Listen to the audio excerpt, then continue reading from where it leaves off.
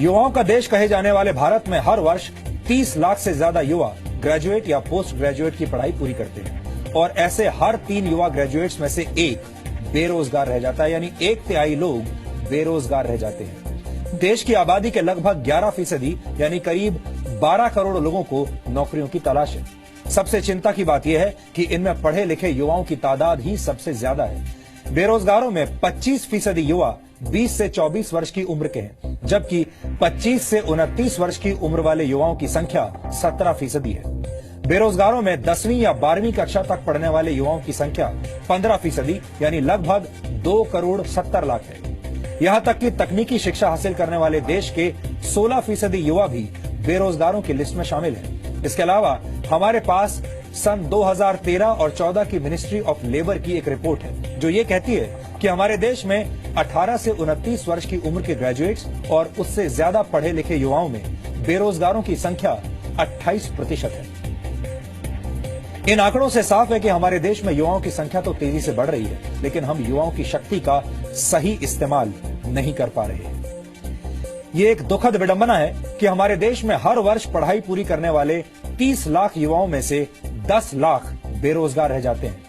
इन युवा बेरोजगारों के पास छोटी मोटी नौकरी करने का ही विकल्प बचता है, इसके अलावा कोई रास्ता नहीं होता और इनमें से ही एक विकल्प है सरकारी दफ्तर में चपरासी बन जाना। हमारे पास देश के 3 राज्यों महाराष्ट्र, गुजरात और मध्य प्रदेश से देश को चिंता में डालने वाली तस्वीरें आई हैं। इन तीनों ही राज्यों में 4वीं और 10वीं पास की योग्यता वाली नौकरी के लिए इंजीनियर्स और PhD होल्डर्स अप्लाई कर रहे हैं। महाराष्ट्र में हमाल यानी बोझा ढोने वालों की नौकरी के 5 पदों के लिए 2424 उम्मीदवारों के आवेदन मिले हैं। इस नौकरी के लिए कम से कम 4वीं पास होना जरूरी है, लेकिन आवेदन करने वालों में से 5 के पास MPhil यानी मास्टर ऑफ फिलॉसफी की डिग्री है। 109 उम्मीदवार ऐसे हैं जिनके पास डिप्लोमा मौजूद है, जबकि 253 उम्मीदवार पोस्ट ग्रेजुएट्स हैं। दूसरी तरफ मध्य प्रदेश में फॉरेस्ट गार्ड की नौकरी के लिए 2400 पदों के लिए 6 लाख से ज्यादा आवेदन आए हैं और दुख की बात यह है कि इन उम्मीदवारों में 12,000 से ज्यादा इंजीनियर्स हैं। 4,000 से ज्यादा उम्मीदवारों के पास इंजीनियरिंग डिप्लोमा है, 23,000 से ज्यादा पोस्ट ग्रेजुएट और 34 PhD होल्डर्स हैं, जबकि इस नौकरी के लिए सिर्फ 10वीं पास होने की योग्यता ही जरूरी है। गुजरात के राजकोट में नगर पालिका ने मच्छर मारने का काम करने के लिए 23 पदों पर आवेदन मांगे और इसके लिए 34,000 लोगों ने आवेदन भरे। यहां भी आवेदन भरने वालों में पोस्ट ग्रेजुएट्स और ग्रेजुएट्स की संख्या सबसे ज्यादा थी।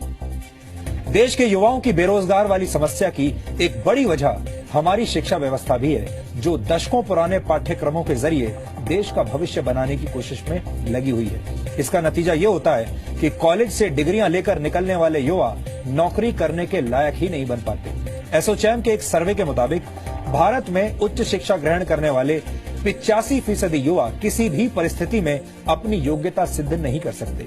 इस सर्वे में 47% शिक्षित युवा रोजगार के लिए अयोग्य माने गए, जबकि 65% युवा क्लर्क का काम भी नहीं कर सकते और कॉलेज की पढ़ाई पूरी कर चुके 97% युवा अकाउंटिंग का काम सही तरीके से नहीं कर सकते। यहां तक कि देश के उच्च शिक्षित युवाओं में से 90% को काम चलाऊ अंग्रेजी भी नहीं आती। देश में शिक्षा की गुणवत्ता का अंदाजा लगाने के लिए ये आंकड़े मददगार साबित हो सकते हैं। अब आप खुद ही सोचिए कि जब देश के पढ़े लिखे युवाओं की योग्यता का स्तर ऐसा होगा तो उन्हें कैसी नौकरी मिलेगी।